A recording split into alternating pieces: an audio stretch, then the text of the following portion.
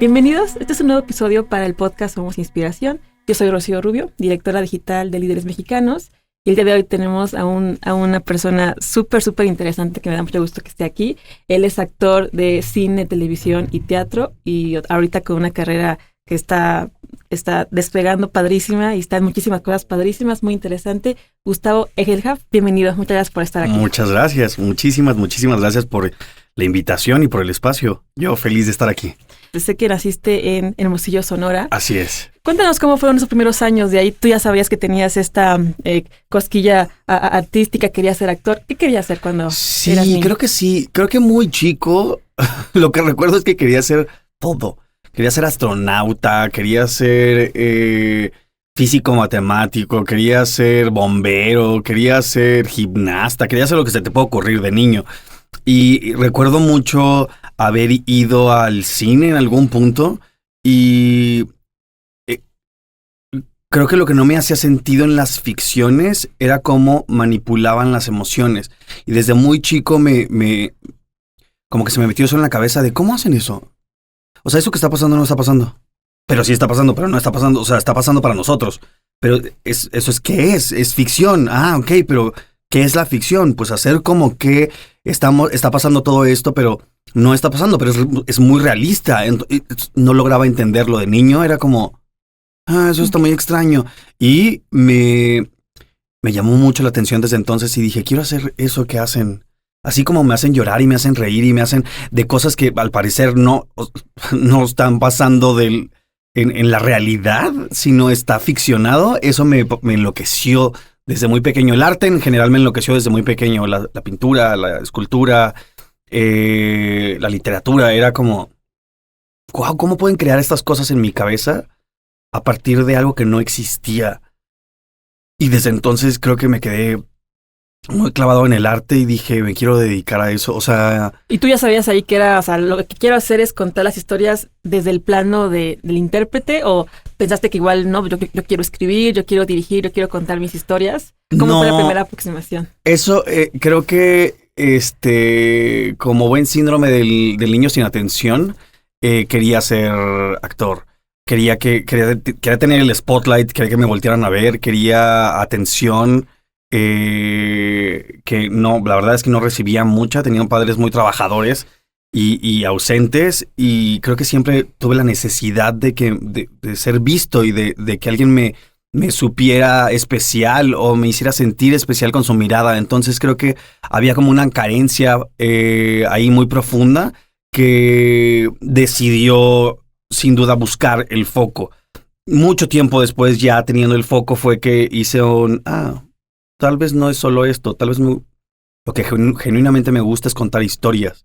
Claro. Y a partir de ahí empecé a estudiar, y empecé a escribir y empecé a otros caminos y formas de contar historias que aún no exploto, pero que tengo muchas ganas de dirigir, de seguir escribiendo y de llevar a cabo historias desde otro lugar. Pero sí, creo que la primera necesidad, sin duda, fue el ser intérprete, sí.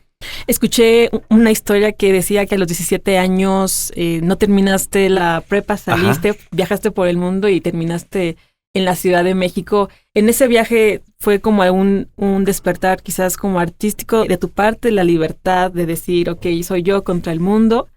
¿Fue algo que te haya cambiado como en tu personalidad, en verte a ti, en qué querías en tu vida? ¿Cómo fue esa experiencia?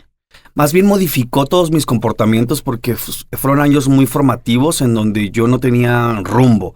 Y entonces, estando pues básicamente en la calle, porque decir que viajando por el mundo suena muy fancy, en realidad estaba viajando por la calle. Recuerdo mucho no tener muchas opciones y pensar, ok, estás en este mundo, ¿qué quieres hacer? O sea, ¿qué va a pasar? Te puedes morir mañana. O sea, ¿qué quieres hacer? Y decidí que quería contar historias, que quería ser actor. Y dije, ok, pues vamos por eso. La verdad es que nada alrededor te decía, claro, eso es algo viable, o eso es una buena opción, o sabes, nada. Qué buena idea. Nadie pensó nunca jamás en ese momento. Y dije, yo sí dije, esa es una buena idea. Y sí, sin duda eso me encaminó. la necesidad es muy amiga de la creatividad. Entonces, el no tener muchas opciones me hizo enfocarme y decir, ok, mi rumbo es ese. ¿Cómo voy a llegar? No sé. Pero es para allá. Y a partir de ahí todas mis acciones, todo se dirigió hacia ese blanco imaginario que tenía, que parecía imposible y que en algún momento fue como les dije, Sí podía. chavos. Yo podía, claro. Les dije Yo decía, para ahí era. esto va a funcionar. ¿Y cuál fue tu primer plan? O sea, ¿qué decidiste hacer como para enseñarte a ti mismo el quehacer actoral? Híjole, va a sonar muy soberbio y porque lo fue, pero yo de morrito, en esas edades, yo no tenía dudas de nada. O sea, yo en mi cabeza no tenía cuestionamientos de si puedo o no puedo. Claro que existían muchísimas inseguridades, por supuesto que sí, pero tenía como una gasolina extraña en mi cuerpo de solo echar para adelante. Y entonces recuerdo llegar a la Ciudad de México con 200 pesos, a la Tapo, a llegar a vivir a la casa de los amigos, de unos amigos que yo ni conocía. Okay. Y llegué y les dije, quiero ser actor. Mucho gusto. Quiero ser actor. Y dijeron, cámara. Y me dijeron, pues deberías de empezar a modelar. Y yo, ¿qué es eso? O sea, ¿cómo voy a modelar? Esto era el 2003. Y me dijeron, pues vas a una agencia, llevas tus fotos, te hablan para castings y tú vas. Y haces comerciales y cosas por el estilo. Y yo dije, me parece una buena idea.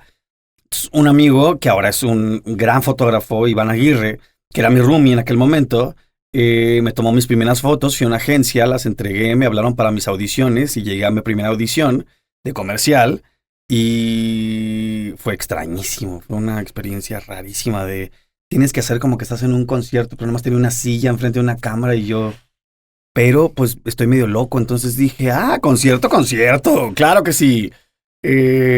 Y me puse bien loco y me quedé con esa audición, mi primera audición. Y a partir de ahí, como no había terminado la prepa en Hermosillo, yo asumía que no podía estudiar nada de actuación si no había terminado la preparatoria. Entonces, porque eso es lo que escuchaba todo el tiempo. Si no terminas la preparatoria no puedes hacer nada. En mi época. Y dije, ok, pues tengo que terminar la prepa. Entonces lo que hice fue empezar a hacer comerciales, a ganar dinero, a pagar rentas, a ver cómo vivir, a pagarle a la gente que me prestó para poder vivir aquí en Ciudad de México, previo a, y me empecé a pagar la prepa abierta y terminé haciendo un Ceneval, esto, el otro. Estuve muchos años haciendo comerciales, fue un gran campo de entrenamiento que en su momento no lo sabía, años después lo descubrí. Terminé la prepa y fui por primera vez a una escuela de actuación. Era no tengo nada que perder, me voy a lanzar. Eso fue quizás como la clave que te hizo... O sea, como que tener éxito en los primeros años del sí. modelaje. Okay. Genuinamente creo que sí. En el asunto del modelaje era más sobrevivencia. Es eso. No había muchas opciones. Entonces era... Durante muchos años me estuve preguntando dónde voy a dormir, qué voy a comer. No me pueden correr. Si me corren, ¿a dónde me voy a ir? O sea, fueron años de sobrevivir. Entonces había como un modo automático de supervivencia activado de tengo que hacer, tengo que trabajar, tengo que esto, tengo que el otro. Entonces en esos momentos como que no consideras o ponderas tantas posibilidades, solo vas y haces. Y recién llegado a la ciudad, eso, o sea, no es como que estuviera en un lugar muy cómodo para tomar decisiones, más bien era hacer. Tienes que hacer. El asunto es que siempre quería ser cerca de donde quería estar, ¿sabes? O sea... Si voy a hacer algo, pues entonces que sea este asunto del modelaje me tiene que funcionar. Porque hay cámaras enfrente, hay directores, hay actores, hay gente, estoy cerca de lo que quiero hacer. Y curioso, en algún momento me tocó hacer un videoclip musical donde me vio unos chavos que están estudiando en el CUEC. Dirección, me vio un chavo en particular, Alejandro Zuno, que acaba de estrenar una serie en Amazon Prime, para su tesis, me vio en un videoclip y dijo, quiero que él sea el actor principal de mi tesis. Y me buscó por todos lados, mi teléfono, esto o lo otro, hasta que me contactó y esa fue mi primera experiencia en cine. Pero todo empezó a salir a partir del trabajo. Creo que hay muchas historias que así inician, ¿no? De que yo inicié modelando y les da esta expertise de estar quizás frente a la cámara, a la fotografía. Eso, pues imagino que sí, por muchas cosas te ayudó, pero ¿hubo algún golpe en cuanto ya a la parte de representar a un personaje frente a la cámara? O sea, ¿cómo fue ese cambio, esa transición del modelaje al cine? ¿Cómo tú lo sientes así como experiencia? Pues más profundo, mucho más divertido. Yo antes de esto, en medio, digamos, mientras estaba modelando y haciendo comerciales, empecé a estudiar en Casa Azul y en distintos lugares, diferentes talleres, porque no podía hacer la carrera en ningún lugar porque no me dejaban trabajar. Y yo si no trabajaba, pues no comía. Entonces era, oigan, necesito trabajar. Y me decían, pues no, en ninguna escuela de actuación en ese momento, en ninguna escuela de actuación te dejaban trabajar. Tenías que solamente estudiar. Y pues yo no tenía el apoyo de nadie, entonces necesitaba trabajar. Entonces empecé a tomar los talleres de diferentes clases, con diferentes maestros, técnicas, etcétera. Entonces para cuando llegué a hacer el cortometraje era muy divertido porque iba a clases, en este tipo de comerciales y esas cosas tenía como pequeños personajes en donde podía poner en práctica las cosas que iba estudiando. Y ya tenía muy en el cuerpo el asunto de dónde está la luz, dónde está la cámara, dónde está mi compañero, qué lente están usando, qué tan lejos estoy de la cámara, qué tengo que hacer. O sea, ya había como un músculo entrenado para estar frente al foco y ya no me tenía que preocupar por eso. Entonces ya me podía enfocar en la actuación. Entonces, por eso tiempo después agradecí muchísimo todo ese campo de entrenamiento que descubrí que los actores que salen de la escuela no tienen. Porque no les enseñaban, al menos en ese momento, a estar frente a una cámara o a cómo funciona un set. Y eso yo ya lo tenía dominado. Entonces fue muy divertido poderlo combinar todo porque me sentía muy cómodo frente a la cámara, pero al mismo tiempo estaba metidísimo en mis emociones, en mi personaje, clavándome durísimo en otras cosas. Y ahí fue cuando dije, estoy haciendo lo que quiero hacer, ¿sabes? O sea, era como una satisfacción así de... Toda la experiencia completa. Escuché que recibiste una beca del CEA, pero por alguna razón preferiste mejor como la educación, digamos, de diferentes talleres. ¿Cuáles eran tus razones para eso? Mira, había dos. La primera era el prejuicio que había sobre el CEA. Que era de no son actores y son nada más modelillos y no sé qué. Y yo siempre tuve un pequeño complejo con mi... cuerpo, fisicalidad, o mi apariencia, porque en el mundo artístico en México es normal. Vivimos en un país donde la mayoría de las personas son morenas, de rasgos distintos a los míos. Entonces, para mí había como una incongruencia extraña, porque yo, pues eso, vengo de Hermosillo, pero crecí en un barrio, pero entonces los personajes que siempre me entregaron tenían que ver con ser el heredero de la fortuna lombardo de no sé, ya sabes, y era así de nada más lejano a mi existencia. O sea, no tengo idea de qué me están hablando. Y los personajes más barrio, los personajes que les pasaban esas cosas que decía yo, eso es cercano a mi casa, O sea, eso soy yo. Eso soy yo, de ahí vengo. Era de, no tienes cara de eso. No. Y entonces ahí empecé a entender la parte racial, por así decirlo, de la industria. Ahora, desde un lugar muy privilegiado, obviamente, porque pues a mí me ofrecían otro tipo de personajes que no es que me gustaran, yo prefería los otros, pero de cualquier manera, pues le terminé sacando mucho provecho a pues ser mucho más hegemónico en el cómo me veo, esto, lo otro. Hoy lo entiendo mejor, en aquel momento solo hacía berrinche y decía, no, yo quiero esos personajes. Sí. Pero sí, empezó a entrar eso en una dinámica distinta la carrera y empecé a entender un poco mejor cómo funcionaban las cosas cuando me buscaron del CEA. Si me hubieran ofrecido una buena beca me hubiera quedado, la verdad, porque quería estudiar actuación como diera lugar. O sea, de hacer una carrera. Terminar una carrera, pero me ofrecieron muy poco dinero. Me dijeron que ya no había más becas, que ya habían entregado todas y...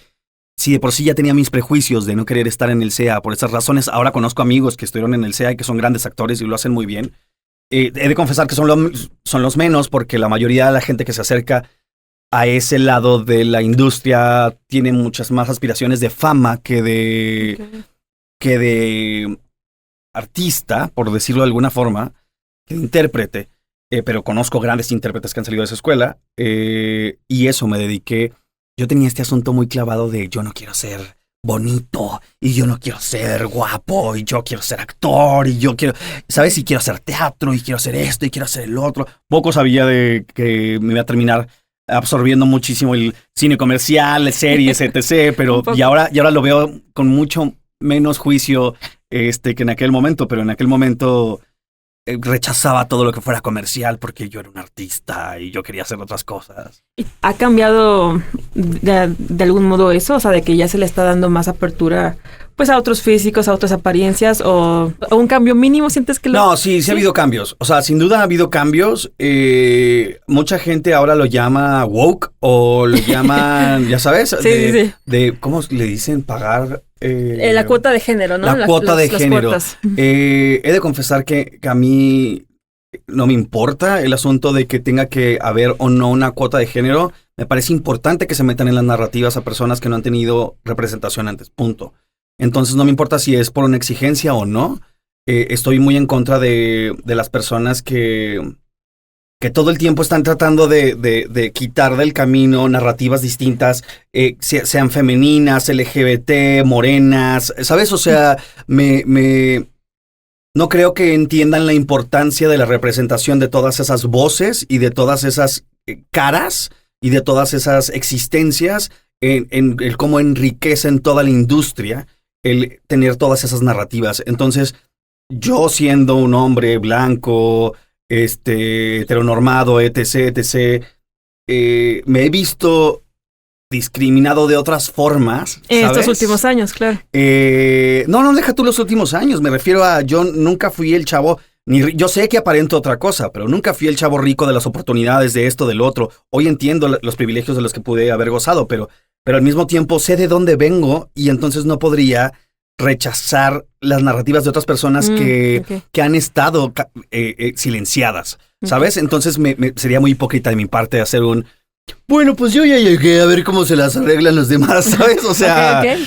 Entonces sí, procuro ser muy congruente con mi historia en ese sentido. Y no acepté estar en el CEA y me dediqué a estudiar talleres de teatro, actuación, etcétera, y empezar mi camino por otro lado. Y fíjate que es un tema polémico porque, o sea, hay estos dos lados de la moneda donde sí hay mucho impulso ya en contar nuevas historias, en que se vean todo tipo, pues, de cuerpos, identidades, ¿no? En las historias. Sin embargo, este otro lado de decir, bueno, tú me pides una cuota, de algún modo, o sea, uno puede pensar que es para un bien, para un buen fin. Sí. Pero podríamos quizás como limitar la parte creativa, o ya la otra vez que ya están pidiendo también ciertas características de las películas que se van a inscribir a los premios Óscares, que deben de tener tales personajes, que al menos un personaje mujer, o sea, diferentes cosas que uno podría pensar. No, está limitando. Eso no me parece. Es que creo que tiene que haber un balance. Sí, creo que tiene que haber un balance. No puedes, creativamente no puedes detener el proceso de una película porque necesitas meter un personaje N. Eso no me parece correcto porque delimita mucho la creatividad. Pero por otro lado, el asunto de la cuota de género, por ponerlo de alguna forma, me parece que es un balance necesario para encontrarnos en la historia en un lugar igualitario. Es innegable que las historias se han contado por hombres blancos desde hace cientos de años. Es muy cabrón como, por poner un ejemplo, que no estoy queriendo entrar en esa polémica, pero por poner un ejemplo, conocemos la historia de lo que fue la conquista. Claro, pero la escribieron los españoles. ¿Sabes? O sea, cuando lo tomas a distancia hemos sido no adoctrinados, sino hemos aprendido la historia de quienes la han escrito. Y en el cine y en el teatro no es diferente. Hemos escuchado las historias, las narrativas, y eso se ha vuelto la normalidad de todos. La ficción crea realidades. El estar viendo esas ficciones crea realidades. Y siempre esa ficción ha sido dominada por un tipo de persona. Que no estoy diciendo que tenga una mala intención o una buena intención o una intención de lo que sea. Simple y sencillamente es lo único que hemos consumido durante muchos años. Y entonces creo que eso ha dividido mucho a la gente porque solo hay una perspectiva del mundo. Entonces cuando de pronto sucede, por poner un ejemplo muy absurdo, pero como una película como Barbie, que está hecha por una mujer desde una visión completamente distinta a la forma de contar las historias de los hombres y cómo hay una pequeña jiribilla y burla alrededor de eso. Uh-huh. Y es como, esto me parece muy... Y es así, wow, estamos tan acostumbrados uh-huh. a que solo contemos las historias nosotros que la menor provocación te parece algo indignante cuando a las mujeres se les ha puesto en este lugar, a las personas afroamericanas en este lugar, a las personas LGBT en este lugar, ¿sabes? O sea, es como... Sí. Como, wow, la inconsciencia y lo que hemos integrado en nuestra vida normal, ni siquiera en la ficción, en nuestra vida, el cómo son las jerarquías de razas, de colores, de seres, de géneros, y me parece absurdo, ¿sabes? Es así de, ¿cómo no lo podemos ver? ¿No? Y hay como una fórmula, ¿no? Ya una costumbre de lo que nos cuenta ya las películas, las series, sí. Como ya nos acostumbramos tanto a escuchar cierta narrativa, ciertas cosas, cierta lado de la moneda, ¿sí? Que ya el cambio ya es como de, espera, esto no es esto lo que no me estoy suena. Acostumbrado, claro. Sí, hasta las personas que a quienes no les conviene la narrativa, incluso hacen como yo tengo decisión, como yo, sí. ¿Sabes? Es como... Sí, es extraño, pero a eso me refería, no a coartar la libertad o la creatividad de los creadores, eso no me parece correcto, pero lo que sí me parece correcto es incentivar nuevas formas de contar las historias y nuevas cabezas que cuenten esas historias y empezar a ajustar la balanza para que entonces tengamos un mundo diverso y no un mundo que solo condiciona la forma de existir, de ver y de hacer desde una sola visión. Por supuesto. Y hablando sobre diversidad, ¿te gustaría como ver ciertos temas plasmados en el cine? A mí me dan unas ganas de ver a los mexicanos, a nosotros como mexicanos ser poderosos. Siempre nos burlamos de nuestro poder y eso me molesta muchísimo. Me refiero a, me encanta nuestro humor, me encanta la forma en la que nos tomamos, no nos tomamos tan en serio, nos burlamos de todo, pero al mismo tiempo... Pues yo siempre quise ser un superhéroe. Y nuestros superhéroes están allá. Son gringos. Uh-huh. Nuestros superhéroes son, ¿sabes? Y aquí son comediantes, ¿no? Y aquí son comediantes. Uh-huh. Aquí nos tenemos que burlar de nosotros. Y es por poner un ejemplo, yo siempre he querido ser como un Jason Bourne mexicano. ¿Sabes? Hacer a un agente, un espía mexicano de la milicia que sale y que hace. No nos vemos así nosotros mismos.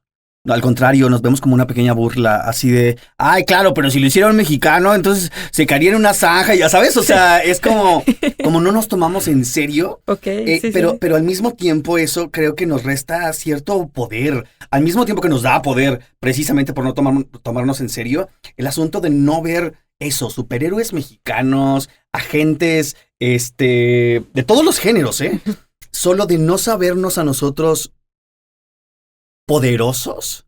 Lo veía con la serie esta de Thor, creo que es alemana. Okay. Que decía, claro, todo el mundo tiene en esta narrativa los samuráis, esto, el otro. Nosotros somos mayas, nosotros somos aztecas, uh-huh. Nosotros somos mexicas, pero siempre viene desde un lugar... algo lejano, ¿no? Sí. Ya muy lejano a nuestra vida. Ya muy lejano a nosotros.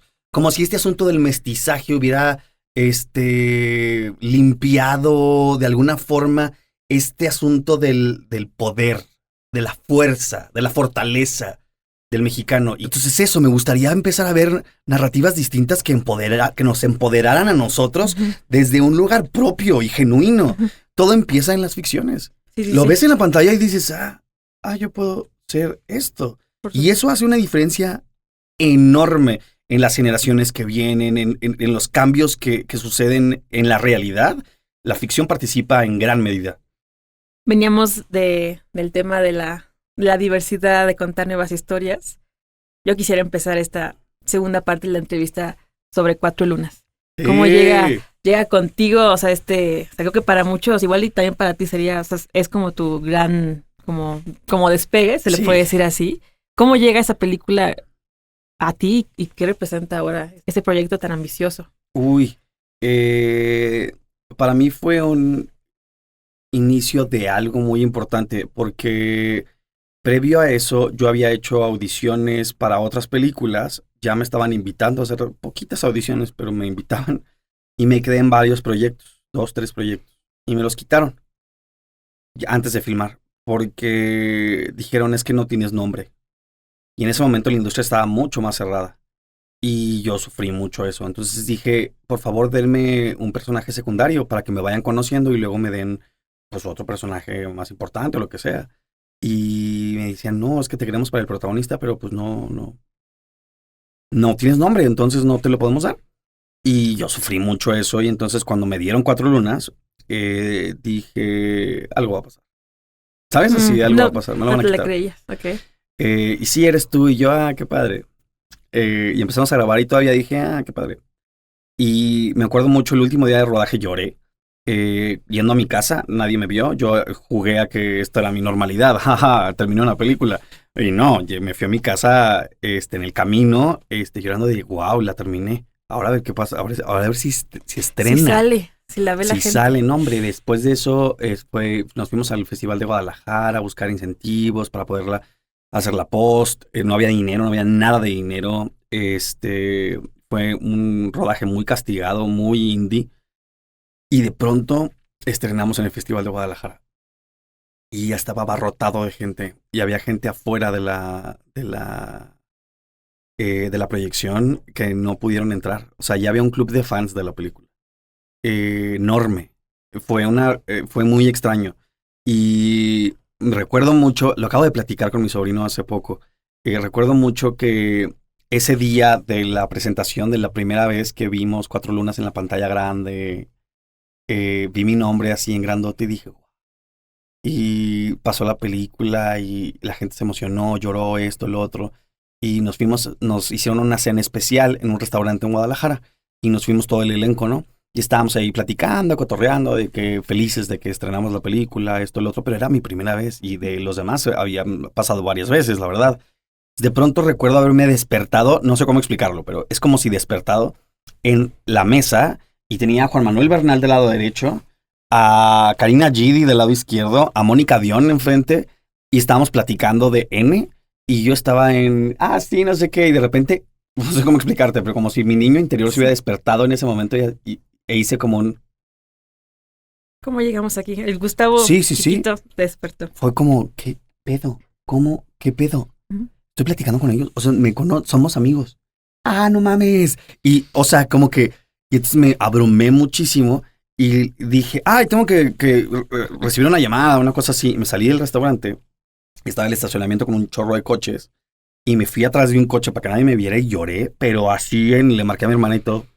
Pero de mucha emoción, de mucha alegría y de mucha emoción de esto ya pasó, ahora sí pasó, de ya no hay para atrás, ya sabes, o sea, sí pasó, se estrenó con ellos son mis amigos, o sea, fue muy, muy, muy emocionante. Me regaló momentos inolvidables esa película. La realización de que, esto ya en otro nivel se le puede decir, o sea, sí, o sea, aquí... algo pasó, algo cambió y algo empezó y me emocionó muchísimo. Muchísimo, y ver las reacciones de la gente y entender la representación, el poder de contar historias, que luego se volviera un éxito comercial para los estándares a los que iba, y luego una película de nicho para la comunidad. No, amo ese proyecto. Yo quería preguntarte eso, ¿qué significa para ti formar parte de un proyecto así? Iban soltando estos temas y tuviste alguna especie como de temor que fuera mal recibida, de así que espero no haya como mucho hate o qué fue, o sea, ¿qué representó ese proyecto? No, en ese sentido no me dio, yo nunca he sido muy miedoso para esas cosas, la verdad. Sí. Yo no crecí con tantos prejuicios, tal vez sí muy mal educado en muchos sentidos, pero me refiero a no en tantos prejuicios porque... No sé cómo se manejan las cosas en México, no sé si es mi caso particular, no tengo idea, pero como crecí pobre, nunca tuve como este pedo de, que si tengo un amigo rico, que si tengo un amigo pobre, que si tengo un amigo moreno, que si tengo un amigo güero, que si tengo un amigo gay, que si tengo un amigo heterosexual, que si no, o sea, no sé cómo explicarlo, no tenía esas cosas en el cuerpo. Entonces, para mí solo era interpretar un personaje al que le pasaban esas situaciones. O sea, nunca lo pensé de otra forma. Mucha gente me dijo, qué valiente que empezaste tu carrera así. Sí, no tenía idea. O sea, ¿sabes? Yo solo quería trabajar. O sea, y me hace muy feliz esa película y la amo, ¿sabes? Entonces, no no representó en mí algo como que tuviera que romperse o decir, qué valiente soy. No, hombre, para nada, al contrario, yo era feliz contando esta historia, feliz. O sea, nunca atravesó ese pensamiento por mi cabeza de, ¿qué estoy haciendo? Sí, fue algo como que, o sea, pues un proyecto más y contentísimo de que saliera adelante. Feliz. Y exitoso. Sí. Y la llegada al teatro, y imagino por lo que me contaste al principio, pues ya representó como esa, o sea, como esa prueba, ¿no? En que la televisión es para los productores, el cine es de los directores, pero el teatro sí es de los actores. Y cuando inicias en la actuación ya en escena, en teatro en vivo, pues ¿cómo fue? O sea, ¿cómo fue esa llegada? Con mucho vértigo. Empecé haciendo teatro en versiones muy pequeñas. Luego hice una audición en Ocesa para una obra de teatro enorme que se llamaba Locos por el Té, que protagonicé junto a Susana Alexander, que estrené justo cuando estrenó comercialmente Cuatro Lunas. Creo que ese fue el empujón de mi carrera para que me empezaran a invitar a las audiciones. Y fue increíble, fue espectacular. Tener una maestra como ella en el escenario fue espectacular. Tener que cargar toda esa obra fue... Esas cosas que haces cuando estás joven y que neta se necesitan hacer en la vida de...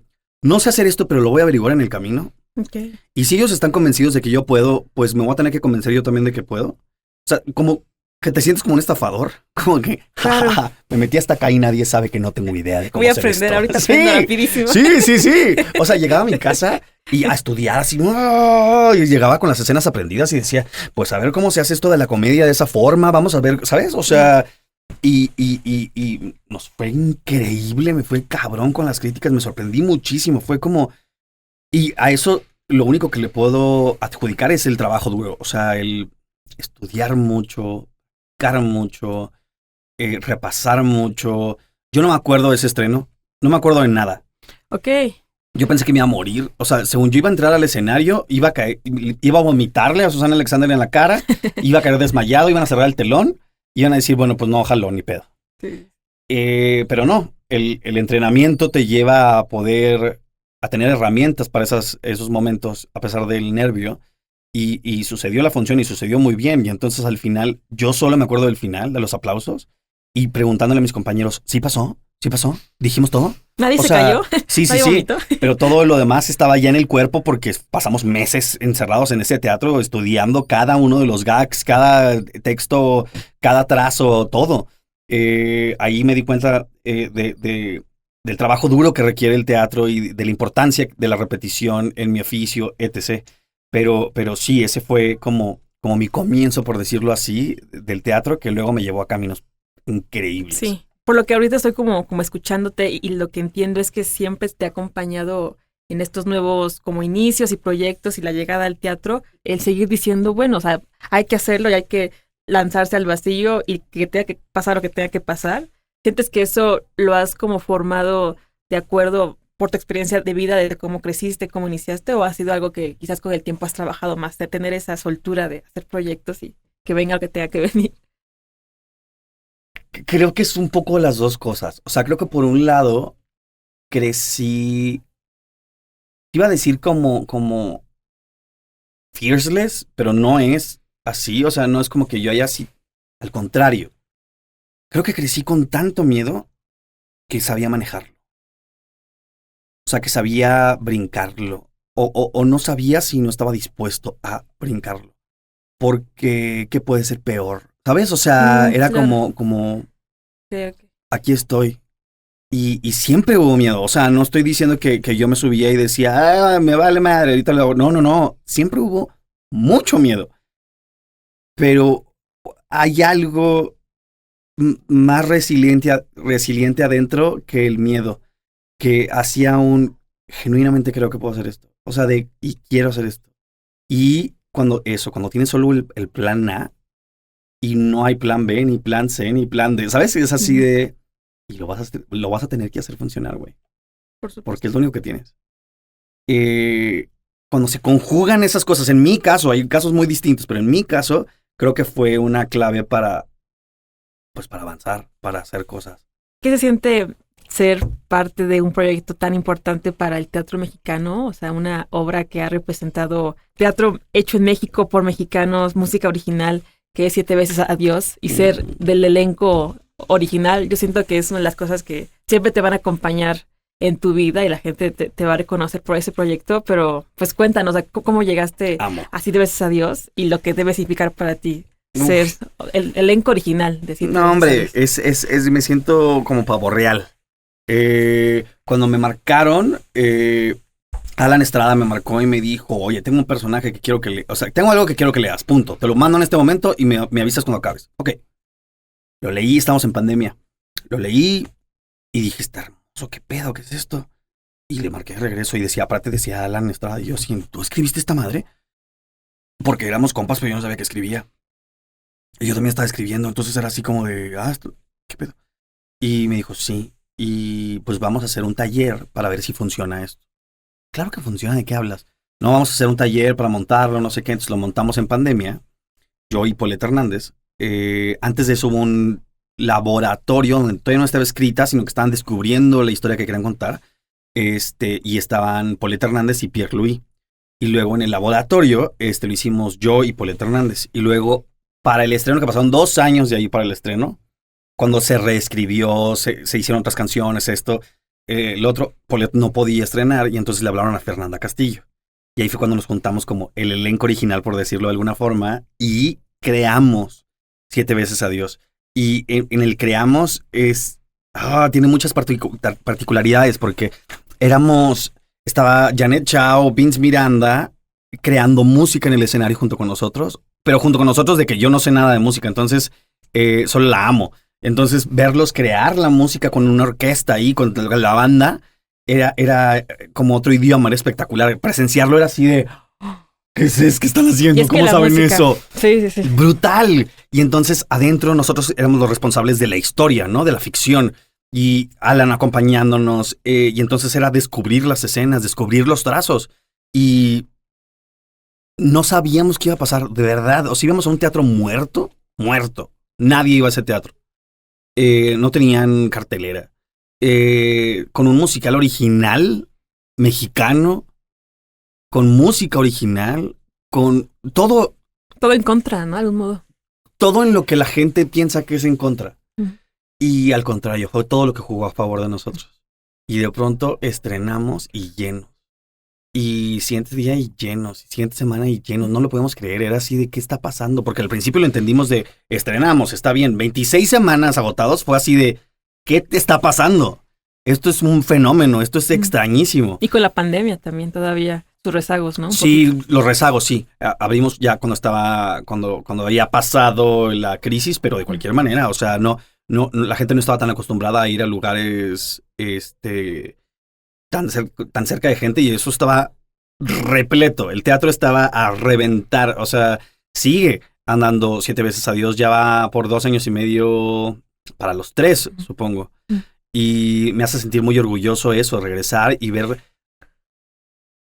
que siguen replicando esta historia desde nuevas personas con sus versiones del personaje, pero con trazos que yo recuerdo cuándo y cómo se crearon y por qué es que hice ese movimiento, ¿sabes? Es muy bonito, ser cast original es muy bonito. Yo te quería preguntar si para la parte emocional, ¿cómo te marcó? ¿Lo resentiste o cómo fue?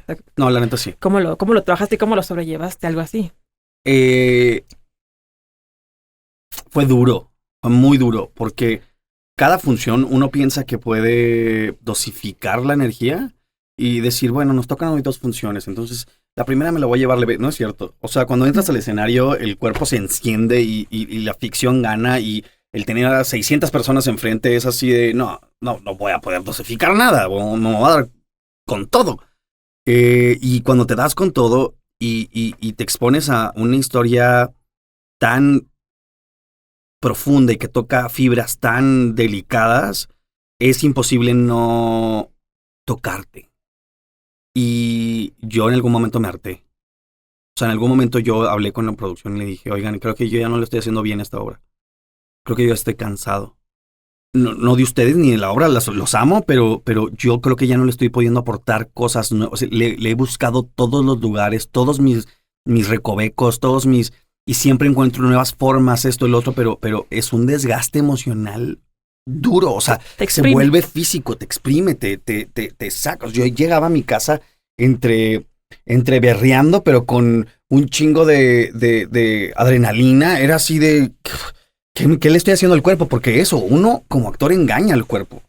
Le hace pensar que le acaban de romper el corazón y el cuerpo reacciona. Sí, el cuerpo no sabe que estás actuando. Exacto. Él lo vive como si está pasando. El cuerpo no entiende la ficción. Claro. Uno lo llena de miedo, lo llena de alegría, lo llena de... ¿Sabes? O sea, lo llenas de un chingo de cosas que tienes que aprender a manejar al final de la función. Ahora con Cabaret me he vuelto más hábil en ese sentido. Pero... Porque también es muy dura. Pero para poder hacer Cabaret tuve que haber hecho 7 veces Adiós. Porque ahí fue como mi campo de entrenamiento emocional, por ponerlo de alguna forma, para entender cómo al final soltar mejor. Cada vez fui mejor soltando. Pero también tuvo un desgaste mi cuerpo duro. ¿Cómo te ha retado Cabaret como actor? ¿Qué te ha enseñado? ¿Cuál ha sido, digamos, para la siguiente obra? ¿Cómo te va a entrenar Cabaret para que estés listo, digamos, en qué habilidades? Siento que lo voy a averiguar cuando esté en la siguiente obra. De verdad, siento que ahí voy a decir, para esto, mira. Cabaret. Sí. Es un personaje muy complejo. Clifford Bradshaw. Fíjate, tengo muchas coincidencias con la historia que me da mucha risa, o no sé si risa, pero me da mucha curiosidad porque mi personaje es de Pensilvania y mi mamá es de Pensilvania. Y estamos contando la historia de estos alemanes y mi abuelo era alemán. Entonces entendía muy bien el asunto de la provincia americana yendo a... Digo, por supuesto que no entendía muy bien 1929, ¿no? No viví en esa época. No estoy tan viejo. Pero fue muy interesante, ha sido muy interesante. Fue un proceso increíble para mí trabajar con Mauricio García Lozano, que para mí es el mejor director que hay, punto, de teatro en México. Digo, me faltan muchos con quienes trabajar, pero él era uno de mis... Con él. Sí, ¿Alguna vez? Quería trabajar con él en algún momento y hacerlo en Cabaret, en el Teatro de Insurgentes, junto a Irene Azuela e Ilse Salas, y Majo Pérez, y Anaí Aloé, y Alberto Lobnitz. O sea, yo de verdad es así de, ¿a quién le pagué? ¿Sabes? Sí, así, ¿qué pasó? O sea, yo, ¿a quién estafé en la vida? Te despertaste y, ¿cómo llegamos aquí? Completamente, otra vez me volvió a pasar así de, no mames, yo también estoy aquí. O sea, ¿sabes? Sí. ¡Wow! Claro. Soy el mejor estafador de la historia. Sí me la están creyendo. Sí. Siempre es como, estoy feliz, voy al teatro feliz, hago las funciones feliz. Es una historia súper dura, pero he aprendido muchísimo. Tengo mejores herramientas ahora para lidiar con una historia así, para complejizar a un personaje de esa forma, para terminar función y poderme ir más tranquilo a mi casa. Igual con mucha adrenalina, porque eso siempre cuesta, pero manejarlo mejor, gestionar mejor mis emociones. Y es enloquecedor. O sea, me tocó verla cuando estaba mi alternante dando función. Me tocó ver la función y me dio un vértigo verla, de lo espectacular que era, que decía, yo soy parte de eso. ¿Sabes? O sea, era de wow. O sea, una vez iba pasando por fuera del teatro y vi mi nombre en grandote afuera del teatro, ya sabes, y yo, ¿Sí? Ese soy yo, qué pedo. Siento que nunca se me va a quitar. Cuando recién llegué, anécdota corta, cuando recién llegué a la ciudad, a vivir a casa de los amigos de unos amigos, pasé por la colonia Cuauhtémoc, pasé por un lugar en donde había un espectacular de una película que se llamaba Sin Ton ni Sonia, que estaba Mariana Gajá y estaba Juan Manuel Bernal y no me acuerdo quién más. Y yo le dije a mi amigo, algún día voy a estar en ese póster. Y me dijo, sí, güey. ¿Sabes? O sea, sí, güey. Claro. 2003. Sí, güey. Pasaron 15 años. 2018. Me invitaron a una peda en la Cuauhtémoc. Ahí te voy. Y pasé a la esquina por un Six. Y ahí voy. Y de pronto llego a la esquina y me viene este recuerdo. Y estaba el póster de Hasta que la boda nos separe, conmigo y con Diana Bobbio. Y yo como que lo vi y dije, qué chido. Primero de verme en el póster y fue, qué chido. Y luego fue, es el mismo póster. ¿Sabes? O sea, fue como, me regresé y fue así de, es el mismo Y le mandé un mensaje a mi amigo así. Videollamada. ¿Estás viendo eso? ¿Te acuerdas, güey? ¿Te acuerdas? Ahí está, güey, aquí estoy. O sea, se lo mandé y lo vi y me senté en la banqueta, me abrí una cerveza, bendito Dios no pasó la policía. Me abrí una cerveza, me fumé un cigarro viendo el póster y dije, 15 años pasaron. De ese momento a este momento, 15 años pasaron. Y de no tener con qué pagar la renta, de comer huevo durante todos los días y pensé que me iban a salir plumas. O sea, de mucho sacrificio, de mucha entereza, de muchas ganas, de mucha pasión, de muchas ganas de que sucedieran las cosas. Y esos pequeños regalos, por decirlo de alguna forma, como este del Insurgentes, pasé muchas veces por el Insurgentes y dije, algún día nos vamos a encontrar, algún día voy a protagonizar una obra en tu teatro. Y estar ahí solo me hace pensar, ¿qué sigue? ¿A quién más voy a estafar? ¿Dónde quieres verte en 10, 5, 15 años que puedas decir a la del podcast, oye, ¿ya viste lo que te conté? ¿Sí está pasando ahora? ¿Qué te gustaría hacer? ¿Cuál es tu proyecto soñado para los siguientes años? Un poco se lo dejo al universo, en el sentido de, ha sido tan generoso conmigo. Así como mi vida pudo ser tan carente en algún punto y como pude haber tenido tanta necesidad de tantas cosas, en la misma medida me ha dado tanto. Es muy cabrón, tanto. Soy tan afortunado de estar donde estoy, de haber llegado hasta donde he llegado, soy muy suertudo, soy muy bendecido, muy cabrón. No sé cómo, ni siquiera soy religioso. De verdad no sé cómo, pero lo agradezco profundamente y esa cosa que no sé qué sea que me trajo hasta acá, sabe exactamente a qué sigue. Yo lo que quiero, para marcarte y decirte, ¿te acuerdas que te dije? Yo lo que quiero es empezar a contar mis historias. Yo lo que quiero es seguir escribiendo, lograr dirigir una película que tengo ahí que no voy a dejar que nadie siente más que yo, porque es muy personal. Quiero dirigir esa película, hay otras que he escrito que quiero protagonizar, que son como mis propias. Eso, tuve mucha fortuna en comedias románticas, entonces escribí mi comedia romántica, ¿sabes? O sea, mi oda a las comedias románticas es como mi scary movie de las comedias románticas, de lo que a mí me parece gracioso, romántico y cómico. Y entonces esa no la quiero dirigir, esa la quiero actuar. La escribí para mí y para Diana Bobbio, precisamente, para regresar después de 10 años juntos a protagonizar una comedia romántica. Otras cosas que he escrito, voy a tratar de reducir esto, pero así como por un lado, por mi físico, me prohibieron ciertos proyectos o no me abrazaron de cierto lado de la industria, los vi en algún momento y dije, un día me van a conocer. Me refiero a, si la industria me quiere tomar desde este lado comercial y quieren que haga esto, no solo no lo voy a tomar como algo malo, lo voy a abrazar como algo bueno, voy a trabajar muy duro, voy a ganarme ese lugar, lo voy a hacer feliz, voy a ahorrar dinero, ¿sabes? Voy a vivir bien, voy a tratar de hacer las cosas bien y voy a voltear la tortilla y voy a hacer mi cine, mi arte, lo que yo siempre quise hacer y que tal vez no me dejaron hacer. Bueno, ahora me toca a mí realizarlo. No se pudo de ese lado, entonces yo voy a ser el creador de esas historias y de esas ficciones. Está increíble, Gustavo. Oye, pues ya tengo que cerrar, me gustaría tener otras 20 horas contigo para platicar. Ha sido increíble, maravilloso, estamos todas así fascinadas aquí contigo. Fue muy padre conocerte. Muchas gracias. Qué padre todos tus proyectos, me da mucho gusto que sigan, y el teatro que yo te he visto en Cabaret y fue maravilloso, y te deseo muchos más años de muchos proyectos de teatro. Quiero agradecer a la UP, Universidad Panamericana, por darnos el espacio. En nombre de Líderes, gracias Fer, gracias Goretti, y esperemos verlos en un próximo episodio. Muchísimas gracias. Hasta pronto.